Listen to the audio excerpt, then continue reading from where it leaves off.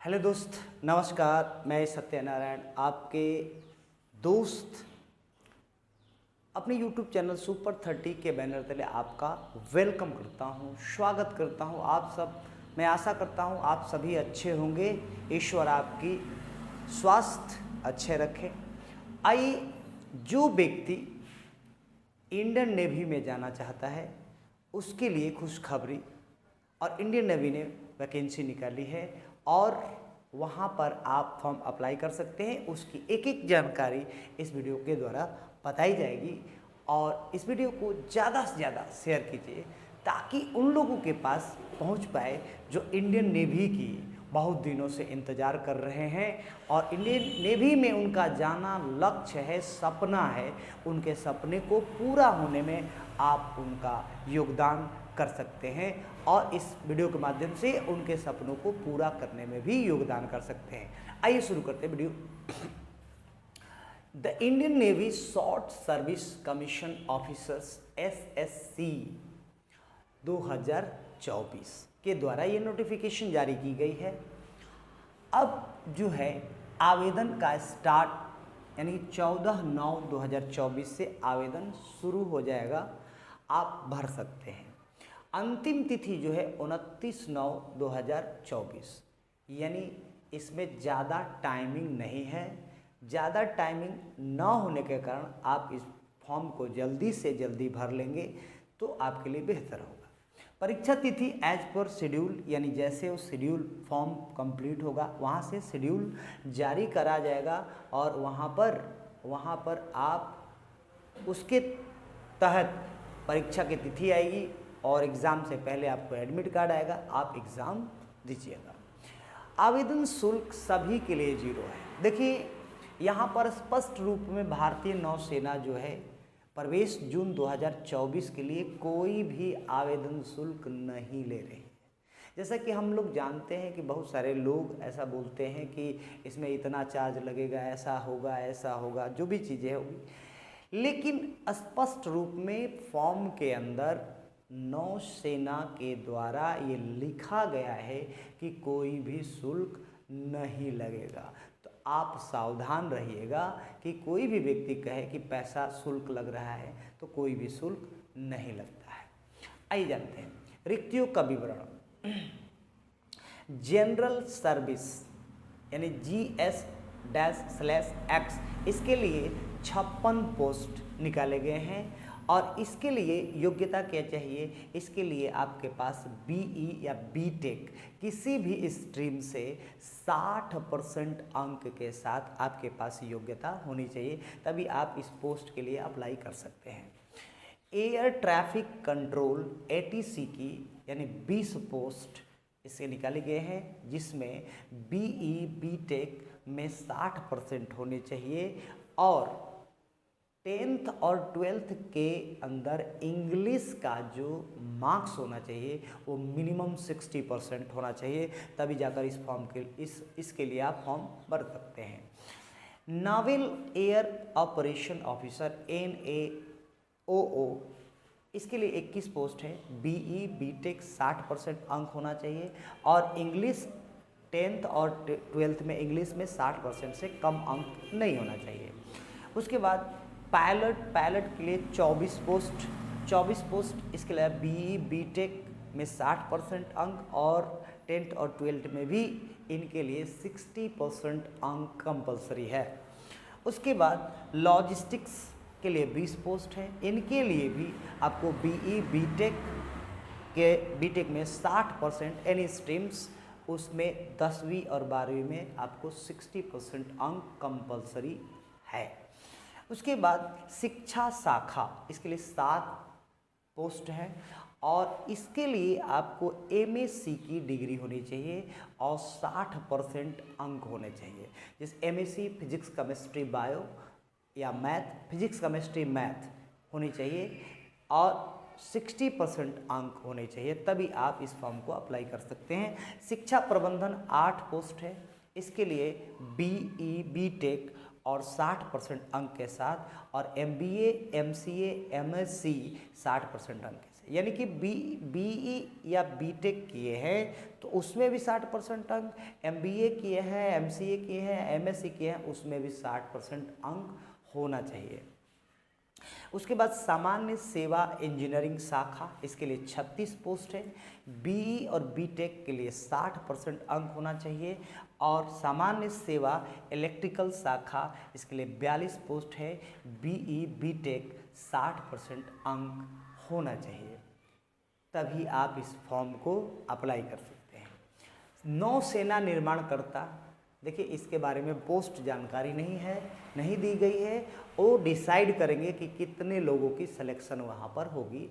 इसके लिए डिग्री जो है वो है बीई बीटेक। और इसमें कौन कौन से डिपार्टमेंट से होना चाहिए, तो mechanical engineering, civil engineering, aeronautical engineering, metallurgy engineering, ship design और मरीन इंजीनियरिंग से डिप्लोमा या बीटेक होना चाहिए। अब सभी पोस्ट के लिए जानकारी के लिए नोटिफिकेशन को ध्यानपूर्वक पढ़ें, क्योंकि देखिए बहुत सारी चीज़ें ऐसी है जो आपको नोटिफिकेशन में जानकारी दी गई है, उसको ध्यानपूर्वक आपको पढ़ना है और पढ़कर इसको डिसाइड करना है कि हमें फॉर्म कैसे भरना है। अब हम आवेदन को कैसे करें, तो आवेदन के लिए डिस्क्रिप्शन बॉक्स में 2 लिंक दी गई है।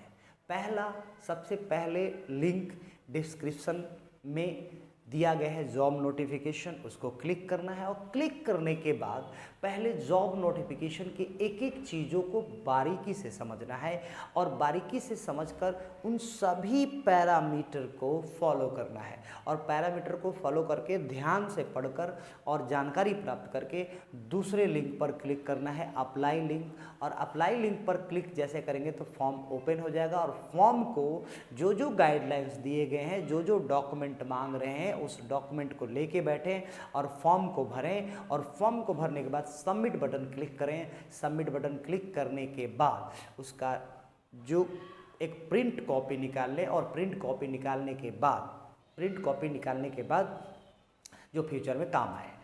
अब देखिए ये थे फॉर्म से रिलेटेड जितनी भी जानकारी थी वो हमने आपको सूचित कर दिया। इसके बाद अब भारतीय नौसेना SSCO की तैयारी के लिए क्या क्या चीज़ें सुझाव दिया जा सकता है सुपर 30 के माध्यम से, वो आपको बताई जा रही। सबसे पहला चीज़, किसी भी एग्ज़ाम को तैयारी करने से पहले हमें उसका सिलेबस मालूम होना चाहिए, उसका पैटर्न मालूम होना चाहिए कि इसमें क्या क्या चीज़ें पूछ रहा है। जो नोटिफिकेशन के अंदर आपको पढ़ने को मिलेगा, क्या क्या चीज़ें पूछे, क्या चीज़ सिलेबस, आपको संपूर्ण जानकारी होनी चाहिए। तो पाठ्यक्रम को गहराई से समझिए, समझने की प्रयास कीजिए कि इसमें कौन कौन सा सब्जेक्ट पूछा जा रहा है, ठीक है, इसमें क्या क्या चीज़, इसके पैटर्न कैसे पूछ रहे हैं, प्रश्न पत्र का पैटर्न क्या है, इन सभी चीज़ों को जानकारी से। उसके बाद एग्ज़ाम के लिए उन्हीं पुस्तक को चुनें जो SSCO से संबंधित हो, यानी कि नेवी के SSCO के एग्ज़ाम से संबंधित उसी बुक्स को चुनें।